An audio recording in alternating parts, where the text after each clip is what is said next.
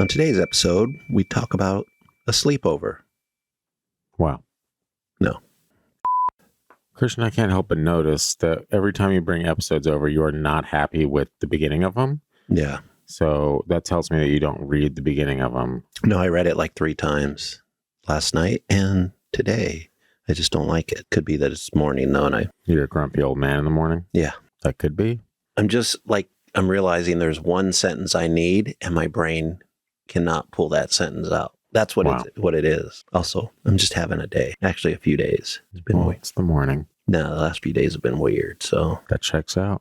On today's episode, we're going to talk about some stories that I can't figure out. It's poppin'. We have a story of a sleepover where 2 girls find a strange man standing in the corner. Ooh, yeah, that's creepy. We'll also talk about a person that alters her mind and invites others to experience life in her body. We come across an entity that peeks around corners for years, scaring the crap out of the person on the other end of her awkward stares. And a vengeful spirit in the form of a husband's wife after he told her he would never marry again. We'll hang out with a depressed man that meets his older self on a train. And we might even talk about a person who astral projects to see what happened to Malaysia Airlines Flight 370. We'll see you on the inside.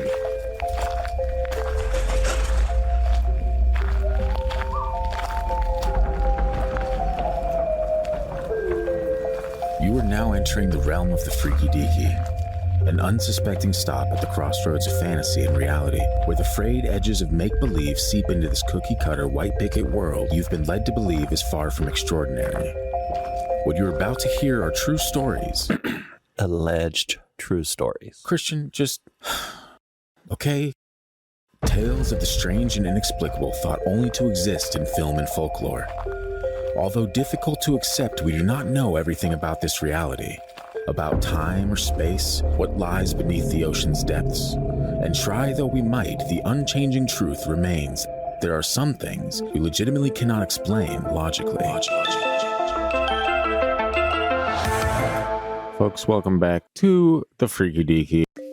We're so glad that you could join us once again this week as we get into some weird one-offs, as we get into some strange stories that Christian has discovered, apparently. I honestly do not have a title for this episode. The title will reveal itself. Wow. According to the Ouija board. Okay. Well, I guess that's a callback to last week's episode, which wasn't recorded 10 minutes ago. So, welcome back to the show, everyone. If you are new to the program, we ask one thing of you, and that is that you listen to the show. If you enjoy the show, rate the show. It's really that simple. We thrive on your 5-star reviews. They get us all kinds of excited that we can't even talk about on audio, so we're not going to do that. But we do appreciate each and every one of you. You can find us on social media at Freaky Deaky Pod. If you want to connect with us, share some personal stories of your own or episode ideas, or just talk about the episodes, join the Facebook group. It's available, can you believe it, on our Facebook page at Freaky Deaky Pod. So you will find it there. You'll find us there. We will talk there. It will be fun. And in the meantime, subscribe on YouTube if you're one of the folks listening over there. Can I say something? Slowly growing as well. Yeah, Christian, what can you say? Smash that like button. Oh, God. I've always wanted to just... the most cringeworthy I know. phrase in the entire... Yeah, don't smash the like button. Gently caress it. Punch it. Wow. Send in your personal stories to the gang at thefreakydeaky.com. There is nothing better than TFD listener stories from TFD listeners, and that is you. So if you have a spooky experience of your own, we want to hear it. Share it on our listener story episodes. It is a treat, and we are close to finalizing volume 6 in those, so get your stories in if you want them on 6 or 7 or 8 or 9 or 10. You know how numbers work, friends. I'm not here to explain basic math to you. Now that I'm done with my spiel, Christian, you can start your spiel. The end. All right. Our first story is going to be The Man in the Corner. I'm looking at the man in the corner. That's horrible. Well, yeah, it sure is.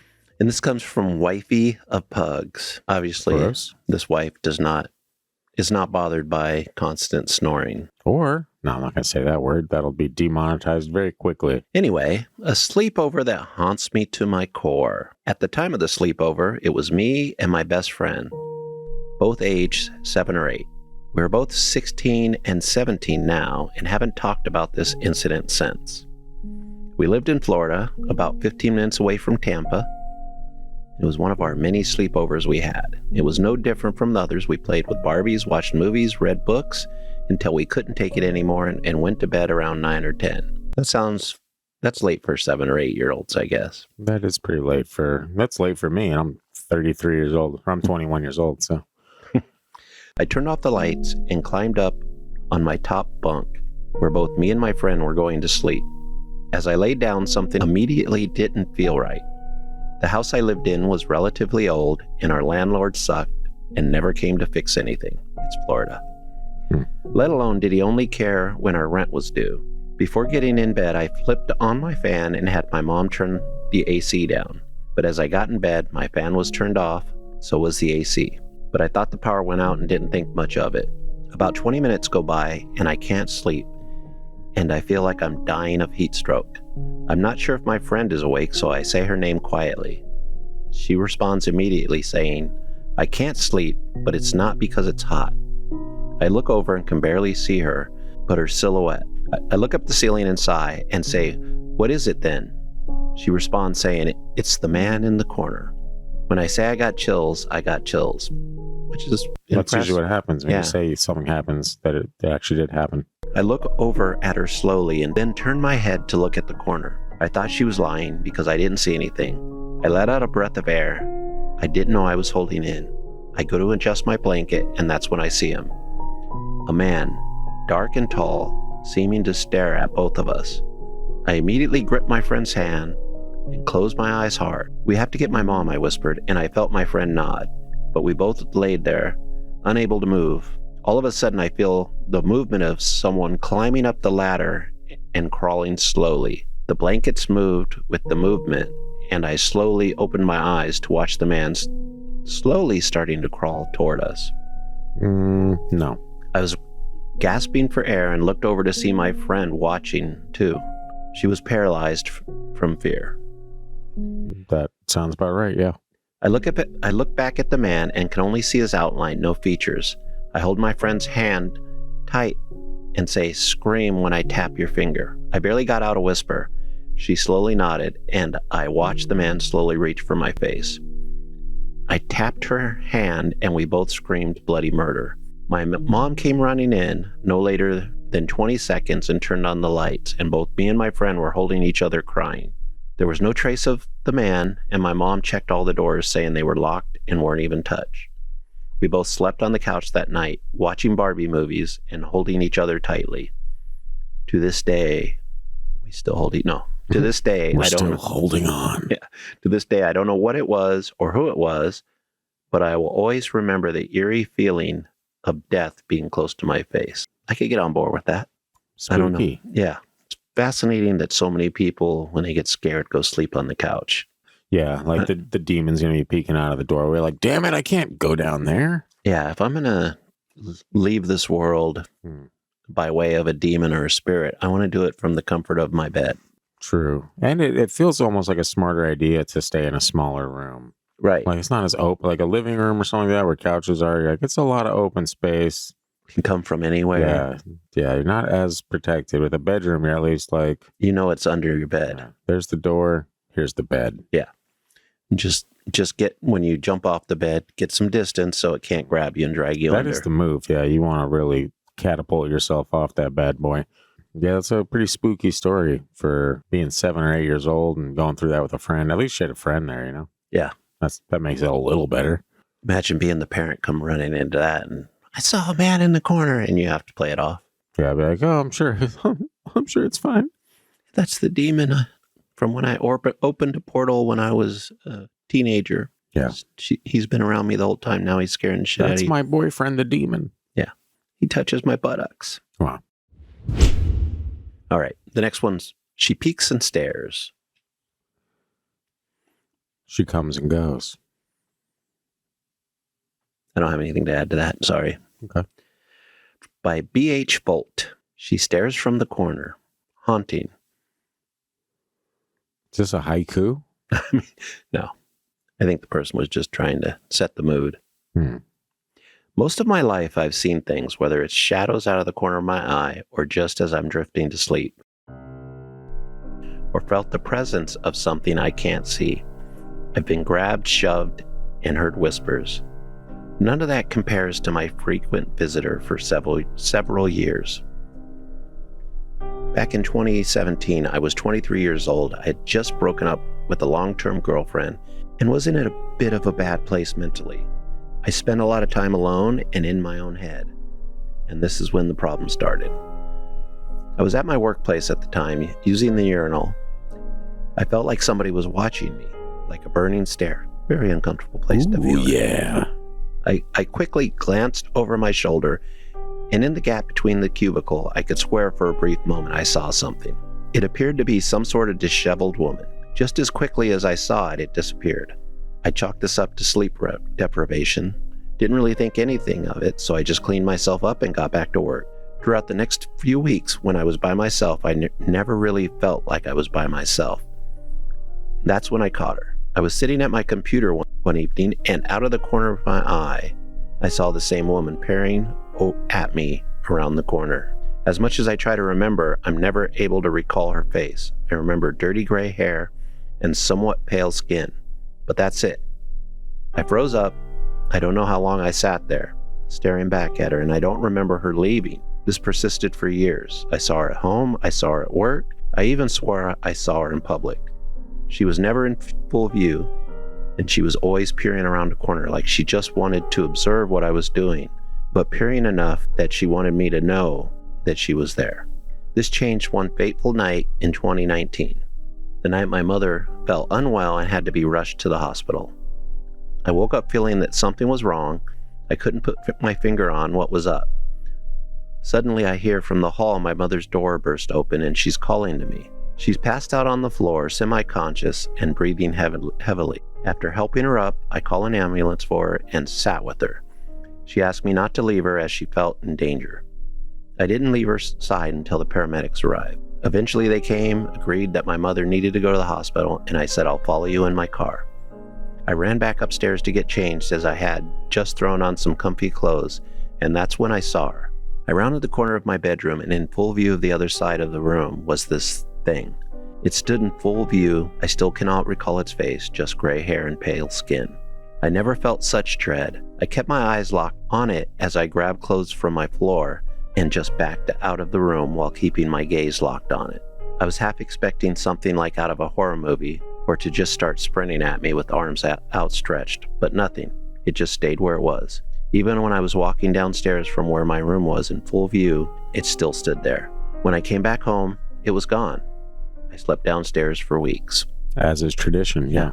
Especially this episode, and even our last episode, a lot of sleeping downstairs or on the couch. Yeah, it's just safer that way, you know? No, we already discussed it. It's not safer. From that point, I still saw it peering around the corner a lot, but never in full view like before. I eventually moved out in 2021, and since then, I've had no more experiences with either that thing peering around the corner or anything else. I have nightmares about it occasionally, but nothing else. Nightmares check out, yeah. Kind of interesting that this person would see it, not just at home, but at work and maybe even out in public, but then they moved out of the house and all of a sudden it's gone. Took. Yeah. So does that mean it's just something that's haunting the house and will, like if you live there and you're heading out, maybe it follows you? It's just... That's not a typical story. It's definitely not a typical story, but that's kind of what we do here, right? Is we take things that aren't typical and we force our own opinions on them. Black mold. That's why. That's a weird name to call it. Like when he moved out of the house, he wasn't affected by it anymore. No more hallucinations. Sure. But I do get a pretty good image even from the small description he gave us of the person. Yeah. I do get like a couple old ladies that I've seen in scary movies. Yeah, kind of spooky. No. I don't know. It's creepy to think. It kind of reminds me of that weird thing that I saw in Vegas that we've called a remote viewer at this point. Or the thing is, I just picture something like peeking around. For whatever reason, seeing half of something is even more terrifying than seeing the whole thing, you know? But also, like if you were able to look into another dimension, wouldn't you kind of be peeking at things a lot? Yeah. Because you couldn't help but watch. Be totally fascinating. To an extent, I guess. Yeah. I don't have nothing else to say about that one. You're going to have to bring some energy, man. I'm very sleepy. It's like 10:30 a.m. We never record it like this particular time. It's either really early or it's really late. Yeah. And this just feels weird. I feel like I should be productive right now, but I guess in a sense we're being productive. So there's that. Yeah. And in all honesty, I could get on board with that. You're really missing those buttons a lot today. It's popping. how's that? All right. Next one is Promises Broken. This one's from Ophelia Rain Galaxy. My stepdad always told my mom he wouldn't remarry after she died. Swore it up and down. But within a year of her death, he married a rich lady and moved into her big fancy house. Okay, but you can't fault him on that, right? Like that's just called being that's a good move, you know? That doesn't mean you're not a lying dog. You can be a dog and still have love for someone, you know? Well, don't promise. You'll see why here in a minute. Ooh. He just left mom's ashes in the back of the closet when he abandoned their home. Oh. Well, that's kind of fucked up. Yeah. Funny thing, though, that rich lady has had the worst of luck since then. Can hardly go to the hospital to get injuries treated without collecting more injuries. I didn't exactly believe it when she said she got caught in an explosion at the hospital, and then while getting treated for lasting injuries from that, got caught in a second hospital explosion. Was this hospital being blown up, or was it just two crazy coincidences of an explosion within a hospital? It sounds pretty crazy because you don't hear about explosions that often, and this person was affected by two of them. True. But it made the local news and everything. The second time, an oxygen tank in the next room exploded and took down a wall on top of her. Man, how you getting up from that? Some Wile E. Coyote shit right there. Yeah. Pretty sure mom's a pissed off ghost. She always did have a vindictive streak. Ophelia Rain added some more because she was getting some pushback. Well, here's the thing. He was kind of bitter about how she got sick so soon into their marriage and was really looking forward to getting a new healthy wife. So I guess people were probably like, you're mean or like whatever, who knows. But either way, it was obviously he was on to new things pretty quickly. He was mad that his wife got sick. Yeah, It's like, how dare you? We're this early in a marriage, you're gonna die on me? Yeah, she's sick and he's taking care of her. Your ashes can sit in the closet while I go shack up with this old rich lady. Yep. He quickly found himself once again a caretaker to someone who wasn't exactly physically capable of sexual relations due to illness or injury. So the joke is on him in the end. Like, not again, damn it. But the other part is that the woman claimed to be one of mom's friends, though I know she wasn't. Rather, she was one of the ladies who kept coming around with baked goods for stepdad when mom was dying.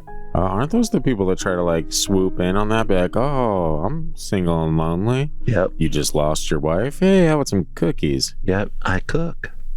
Oh, yeah. I also get blown up in hospitals, if that's your thing. I once asked about the baseball bat behind the front door. Mom said it was for chasing off the church ladies who kept coming around to court her husband because they thought she was dead already. That's pretty messed up. Interesting choice for a baseball bat for church ladies. Most of the time, nothing more than the wind from a swing of your hand will knock them over. This mom meant business. I mean, Yeah. later on, she would knock a wall down on. So you like that, Carol? Yeah. I don't know, man. That's a crazy story That just is because of pretty the wild. weird coincidences. And in the end, you're like, he got what he deserved. Sure.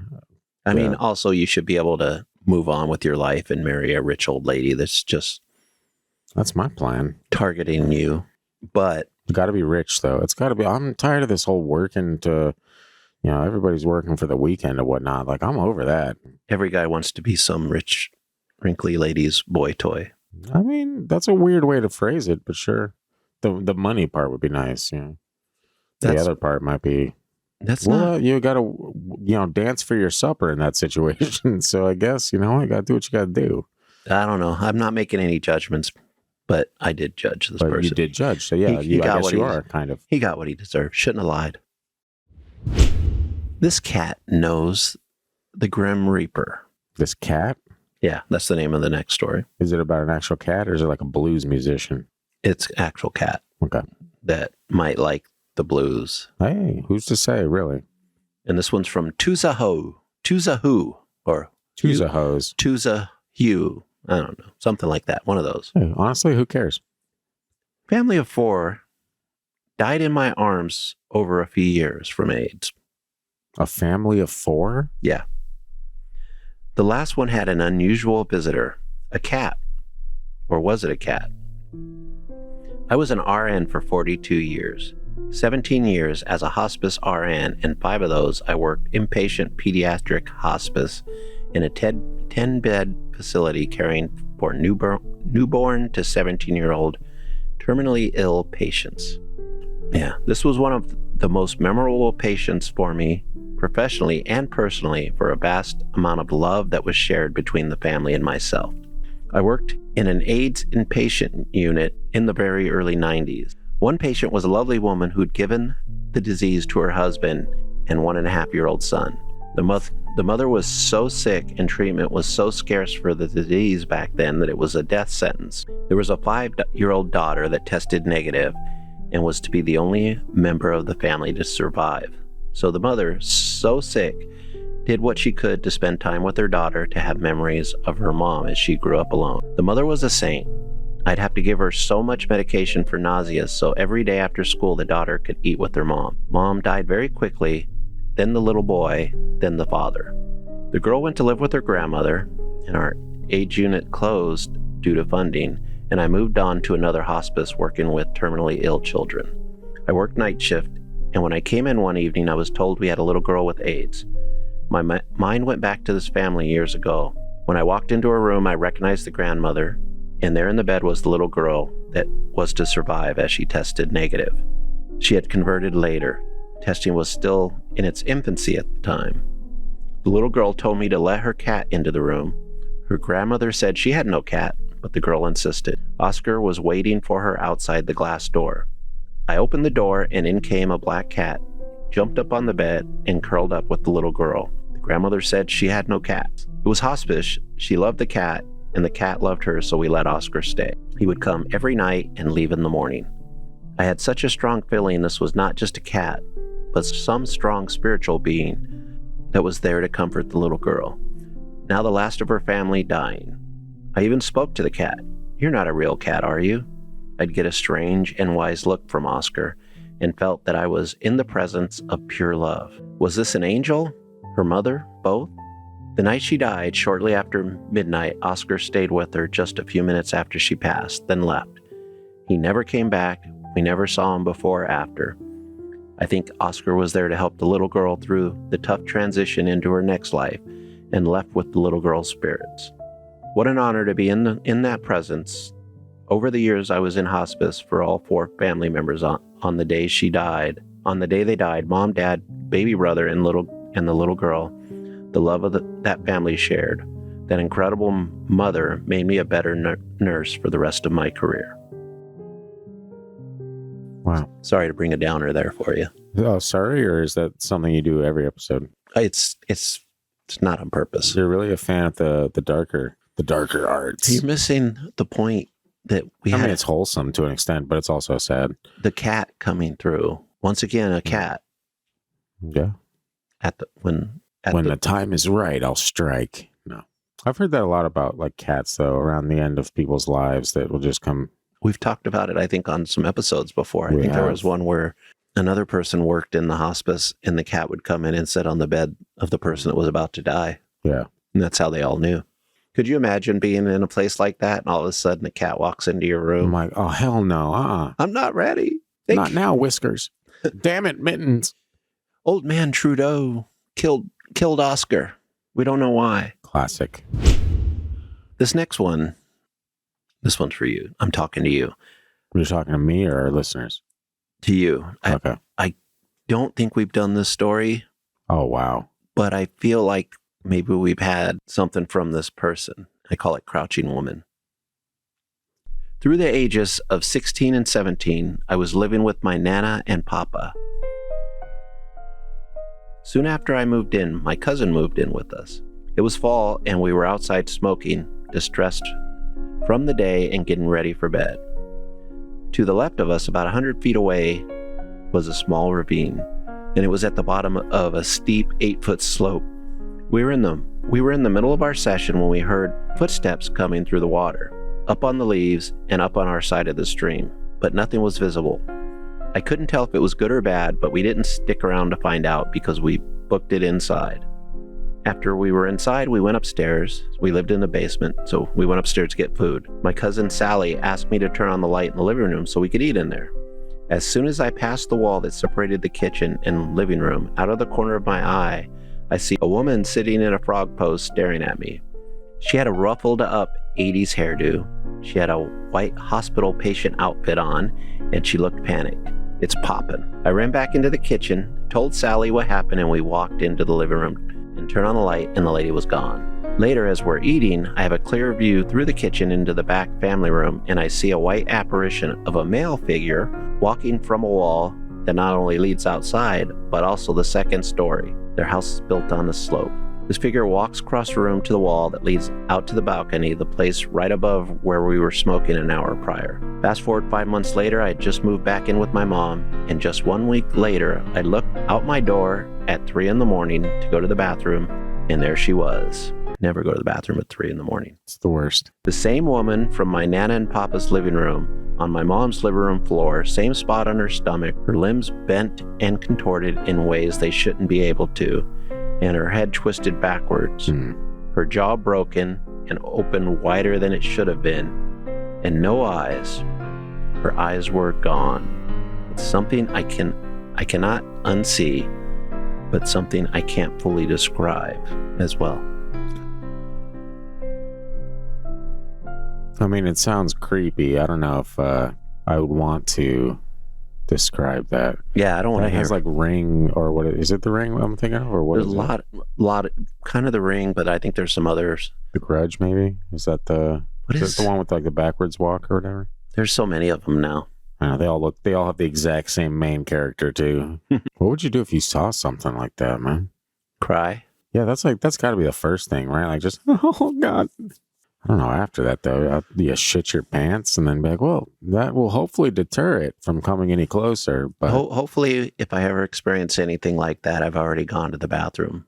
yeah, Hopefully, it's on my way back from my 3 a.m. bathroom there trip. you go. Yeah. If anything, that's when you want to see it, is on the way back from the bathroom. Or maybe you see it on the way to the bathroom. You're like, well, I guess I don't need to go there anymore. Turn around and go right back into your room. That could also be a good option. Better hope you have a bottle in there. Well, we find, I think just recently I found that sometimes bottles aren't enough. Oh my gosh.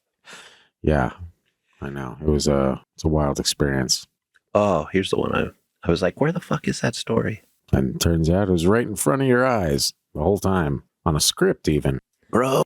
Okay, I might need to edit a couple things verbally on this one. Racial slurs, no doubt. Not really. Something totally different that you yell at me for. Yeah, well. This one is from Throwaway XYZ987A. I don't know. Weird name. Obviously, it's a throwaway. So who cares? Yeah. When I'm high, Wow. other me visits my timeline. Did they write that or did you write that? No, they wrote that. Would like to know what they're smoking. I'm going to tell you. Angel dust. So this person, just going to go over the intro part of this so we can get through it pretty quickly. But they've tested this theory over the last 3 years. And though it doesn't always happen, they've experienced it 10 to 15 times. They'll highlight the visits that affected them the most in this story. My first experience was after I changed my life. I was extremely depressed and in a mentally abusive marriage. I left and 3 years ago married somebody who brings me peace, love, and support. I stopped drinking and began using edibles. Oh, yeah. This provided healing mentally, physically, emotionally, and spiritually. My mind feels physically clearer. I think this is very important as to why I began having these experiences. Now, this just as maybe a waiver, this person may have these experiences. Your experiences may vary. Yeah, that is true. Always consult a doctor before using edibles. May cause... No, I won't go into my little long spiel. May cause your boyfriend to be a demon. I should have wrote up a long little spiel and then made you speed through it, but I didn't. Yeah, marijuana has intoxicating effects. Yeah, exactly. The husband and I were in the living room watching TV on a Friday night. He was smoking and I had an edible. When it began to take effect, it was a full body high, so relaxing and all-encompassing. Oh, yeah. I didn't feel myself leave my body or mind. It was more that I was pleasantly off duty and allowed someone safely to take over for a bit. I'm in the background and can command full control if I want to. There is never any anger or fear or worry that I will hurt myself or anyone else. Both parties know this is temporary and a gift to each. I am female and each visitor was female. I think this space is important too. Each visit is with a different entity or personality. The first time it happened, I was confused but let it play out for about 2 hours. Other me seemed confused as she played with my cell phone. She knew how to use it because of my personal experience, but didn't know what it was intended for. She was impressed that it was an advanced global connection device, but she also felt its capabilities were limited. Man, this is some strong ass weed. What the hell? I know. What kind of edibles you taking that you I don't feel an other you come into your body and you're just in the background like, what's up? Yeah, I don't think this is, it may be influenced by this edible, but I think there's something else going on besides that because I've never heard of anything like this. That's pretty wild. Here's some things I've picked up over time. I had the feeling that each visitor is connected to the relationship my husband and I have. They miss him, and this is their moment to spend long-awaited time with him. During these visits, sex is mind-blowing. Hey, congratulations. Yeah, my husband likes demons. Yeah, or just violently too stoned women. Yeah. Sometimes I remember specific things about another life with him, his other name, how and why we ended. Mostly, though, I just feel glowing with happiness and gratitude that I am with him one more time. I feel in my gut that these visits are almost transactional. Transactional? Like they pay to come and weird. Yeah. I mean, sex is involved. They just using this husband's body left and right. He's willy-nilly, free whenever you want. God. What happened to equality, ladies? Every husband's dream. No, that's not Christian, you sinner. Husbands hate sex. It's the worst. That's what I've heard. Not ever having a husband, I don't have that experience. From my experience of having a husband many moons ago, I can say I hated it. Yeah. It was the worst. I feel in my gut that these visits are, I already said that. Transactional. As if each me is on a waiting list and payment for the expected service is very expensive for them. This list feels long. Other times, though rare, there is a feeling of sadness. I am a mom in this life, but am not in most others. I don't know my visitors' names, and I feel that if I ask questions, then the visits will stop. Dreams after are as intense as well, and I've had many about seeing massive UFOs of all shapes and sizes in the sky. Some like billboards flashing or scrolling with messages in a foreign language. This dream happened about a year ago. Once I found myself on a distant planet at nighttime. This is a crazy story, huh? It's going all over the place. Yeah, it's getting out there. I was in a small hut. The floor was dirt and the wall almost a mixture of dried mud and concrete. All of the residents, about 4 or 5, were female.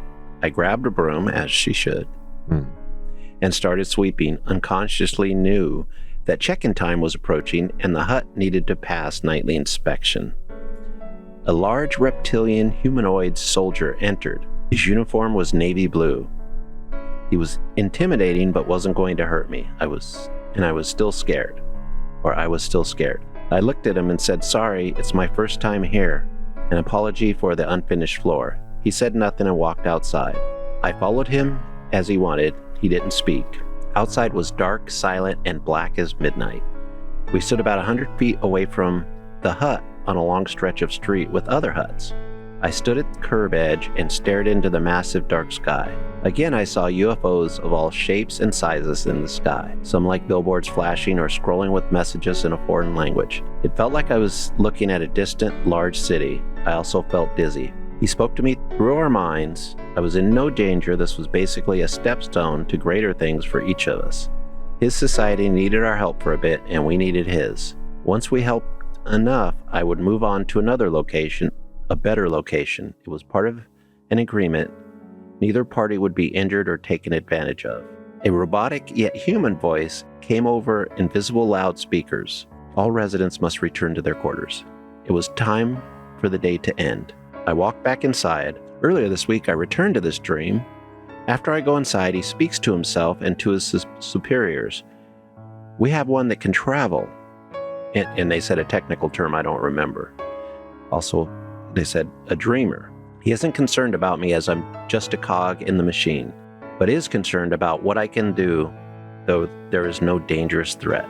They reply along the lines, this has been seen in other colonies recently as well.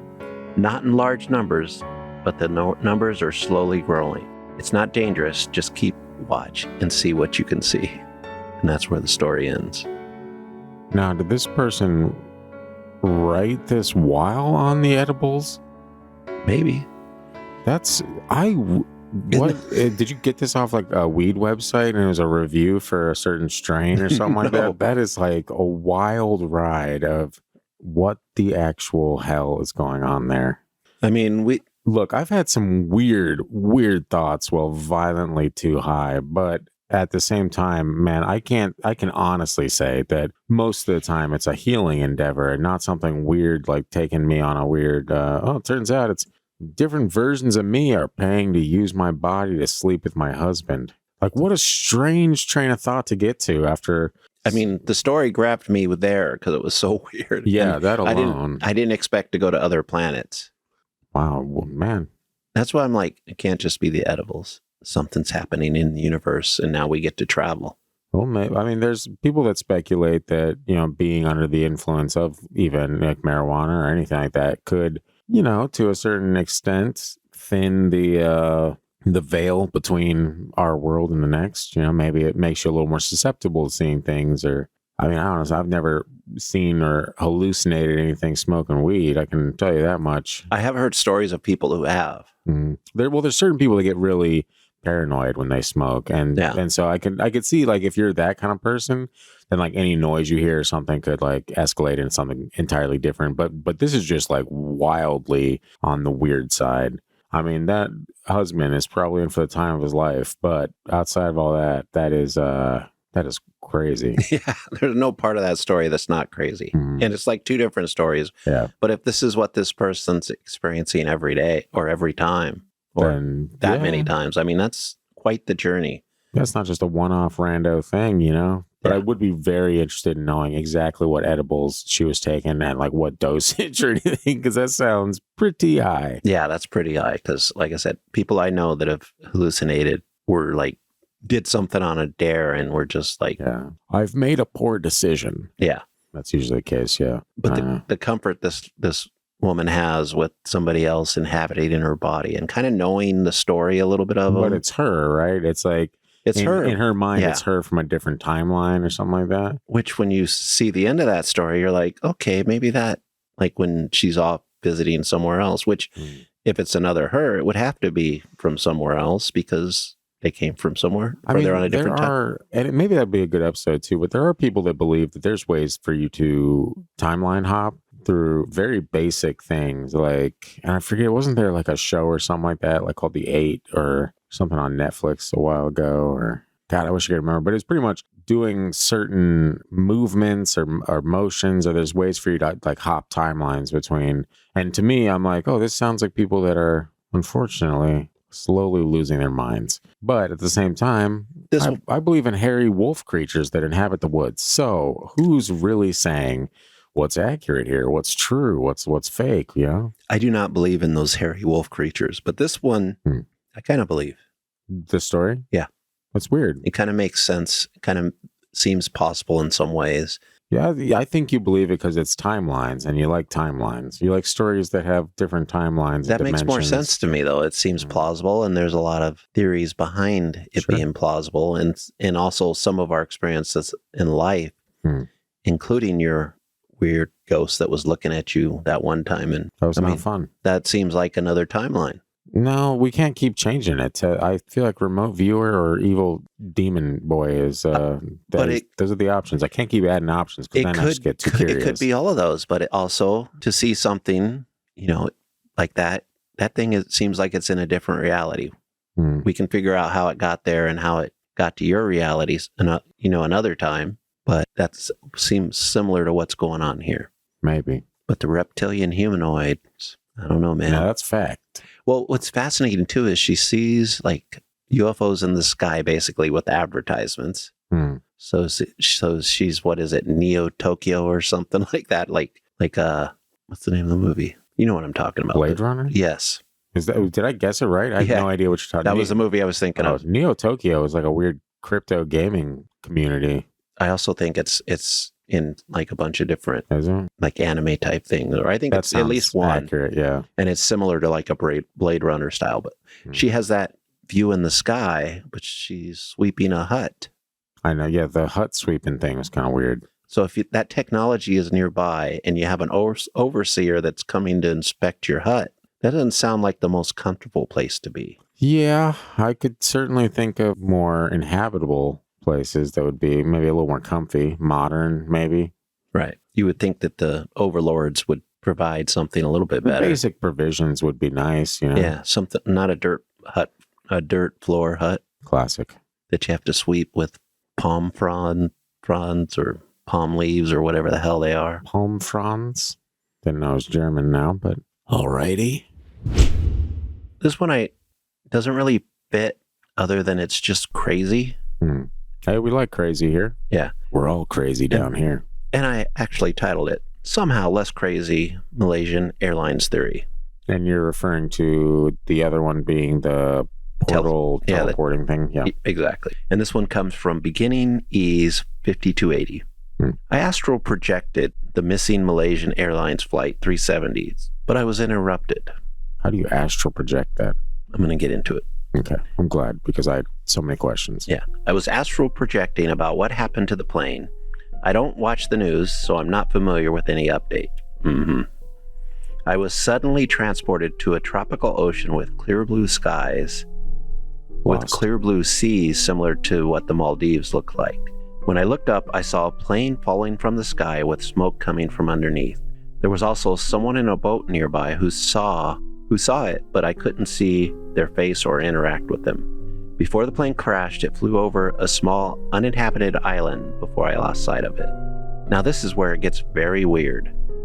I transport to the island to see if the plane broke up midair or crash landed, but all of a sudden, a random person walks towards me saying someone wants to speak to me. I was like, what the hell? This has never happened before. So I'm very skeptical, but I'm also curious. So I said, okay, I will speak with whoever it is. Bear in mind, the plane and literally everything around me was frozen in time. And then this old Indian guy, only dressed in a loincloth, introduces himself and says, I know you're having fun, but we need to have a serious discussion about your destiny because you're wasting too much time on conspiracy theories. The last part I added. Of course. But someone in a loincloth? Yes. Was judging how this guy was spending his time? I mean, maybe that's what Tarzan popped out of the woods for a moment, was like, hey, enough with the astral projection, huh? Maybe, and when you astral project, you don't have clothes, but they throw on a loincloth to make you feel, I don't know, man. They're like, well, I don't want him to see my schlong while I'm trying to give him wisdom, so nobody wants to see that. Toss me that napkin. We sit down at the beach and have a chilled conversation. He's speaking in Bengali, but somehow I can understand what he's saying. He gives me a really helpful pep talk and some life advice, which I will keep private. I wake up without finishing my viewing sessions, unfortunately, but I'm pretty shocked that someone tapped into my session and lectured me. The plane definitely crash landed over open water and everyone on board died. Opinions. I just couldn't see what caused the crash and whether it broke in midair or on impact. I mean, it's a more likely theory than it being zapped out of existence by UFOs, but at the same time, didn't we have a story recently where a pilot might have been plopped out of existence midair? A certain Bill Schaefer, if I remember correctly. That sounds right. It does sound correct. Wow. Weird. 2 times you've just pulled something. 2 times I've just pulled something right out of my ass and been like, yeah, that sounds I was right. going to say ether, but whatever, man. You do you. Well, maybe the ether's inside my ass. Christian, you never thought about that, did you? And I hope to never think about it again, along with all of our listeners. Along with the loincloth guy on the beach for whatever reason. So, I don't know, man. That's what's crazy is part of me is like, okay, you're just imagining some, Sure. astral projecting to see this plane. But what the hell is this dude Just randomly popping in. And why is he interrupting you right when you're about to find out what really happened? It's the government. Like, oh shit, someone's onto us. Yeah. Quick, send loincloth guy. Now we know what current remote viewers are doing. They're blocking us from enlightenment by, Wow. They don't want us to know what really happened and where this plane is at. I mean, look, I could see it being a thing, I mean, it makes perfect sense to me. Why not? This next one has a little bit of sadness in it, but in the end, things are okay. And it's titled, I Was Helped by an Older Me. And it comes from Kubrick's mind, which makes me feel like we shouldn't trust this story. So this is about this person's friend who was grappling with life's challenges back in the day, confided in me about a dark chapter from years past. A time when he stood on the precipice of despair, having lost everything he held dear. The pain had driven him to meticulously plan his own exit. One evening, as he rode the train home, the crushing reality of his circumstances bore down on him, unleashing a painful meltdown. In the midst of this emotional state, an unexpected passenger sat beside him, a distinguished elderly man, impeccably attired as if he had just stepped out of a Wall Street blockbuster. Sensing the distress from my friend, the man gently inquired about his well-being and offered assistance. Initially rebuffing the notion of help, my friend insisted that no one could alleviate his suffering. Undeterred, the elderly stranger remained seated, a silent companion amidst the storm of emotions. Eventually, my friend felt compelled to share the depths of his despair. In response, the man delivered words of reassurance that transcended ordinary comfort. Come at me, bro. Exactly. Come at me, bro. Come at me, old bro. With an air of certainty, the stranger prophesied that not only would everything be all right, but that an extraordinary transformation awaited my friend. He spoke of destiny, emphasizing the profound impact of our choices on its course. Amidst the darkness, the man envisioned a future marked by success and the embrace of a loving family, a poignant revelation for my friend, an only child and an orphan. As the train approached its next stop, the elderly man bid my friend goodnight, addressing him by name, James. Bewildered, my friend watched as the man disembarked, and it was in that moment of revelation that he confronted a truth beyond belief. The mysterious man was none other than him, an older version of him, some might say. He truly believed that he had traveled from the future to help him keep his original course. James turned around his life. He was an extremely successful and well-known businessman and has a beautiful family. I have so much admiration for him because he was a good man, a beautiful soul that actually gave me the best advice over the years.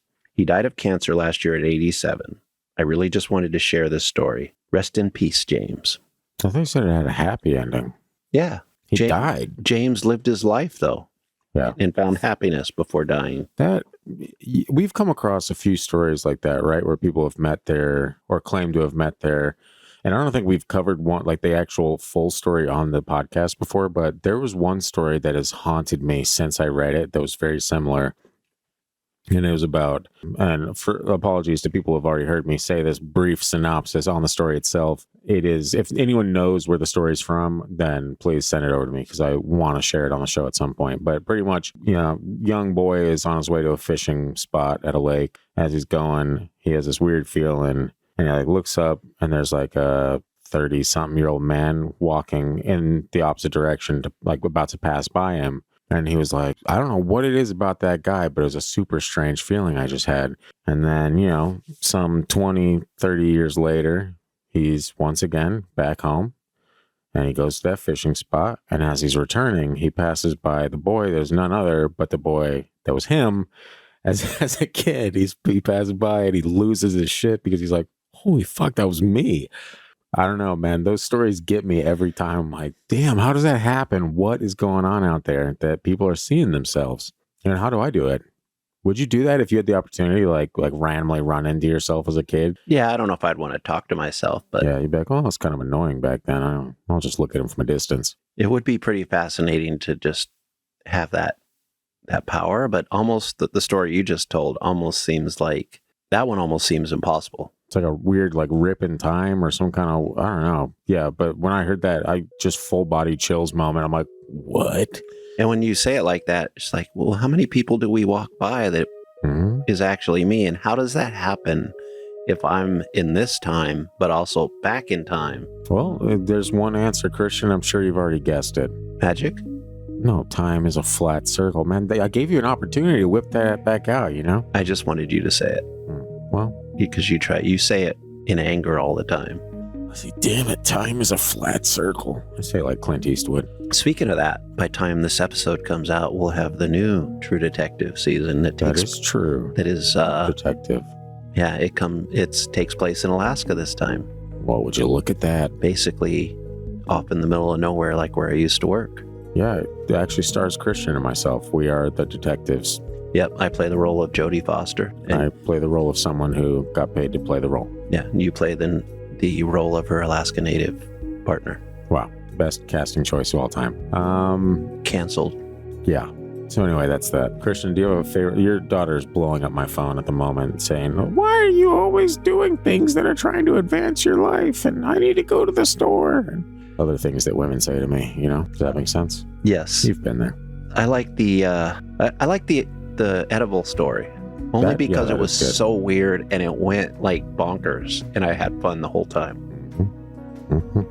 That's right. Yeah, it's one of those ones that's almost too fantastic for imagination. Yeah. We're like, this isn't even weird enough for you to think up. Yeah. So. Yeah, that was a pretty fascinating tale for sure. I think that might be my favorite. I would like to see more stories that are similar to that just because of how funky it was. Yeah. Did you have one? I think it might have been that one. That one was pretty good. But more importantly, you guys tell us which was your favorite story. That's right. Yeah. And if it was your favorite story was the point where Christian tried to ask you what your favorite story was and stumbled over his words 100 times, that's okay as well. But just wherever you're listening, comment. If you're not listening on a platform that has comments, say Spotify or Apple Podcasts, you can find us at social media at Freaky Deaky Pod. And if you're listening on YouTube, go ahead and comment your thoughts on the episode. What was your favorite story? A lot of these were kind of wild out there, you know, stuff that you don't really hear, the kind of onesie-twosie bits and pieces that you get that kind of make you question even more. You thought shit was weird as it is. Then you hear something even weirder and you're like, well, I guess it's even weirder than I thought it was. And it was weird before. So where does that land us? In a very weird place, it turns out. But that's for you to decide. It's weird because that almost seems like life in a way. Like you thought it was going to be a certain way and it just got weird. Just blows. Yeah. All around. It just blows nonstop. Isn't that great? That's why. Come at me, bro. That's why we have a podcast, so we can all experience it and smile about crazy stories together. They really do be like. And also, it's popping. So there's that. In the meantime, we'll be right back here with you next week. Send in your paranormal. Do you have any unexplainable stories of your own? We love hearing these. Send them into the gang at thefreakydeaky.com and we will get you penciled in to a listener story episode. Volume 6 is on its way. It should be out sometime in the very near future. So now's your chance to get in on that action if it's not already filled up by the time it comes out. But either way, we will see you right back here next week on the Frinkity Dinkity. Fare thee well. Auf Wiedersehen.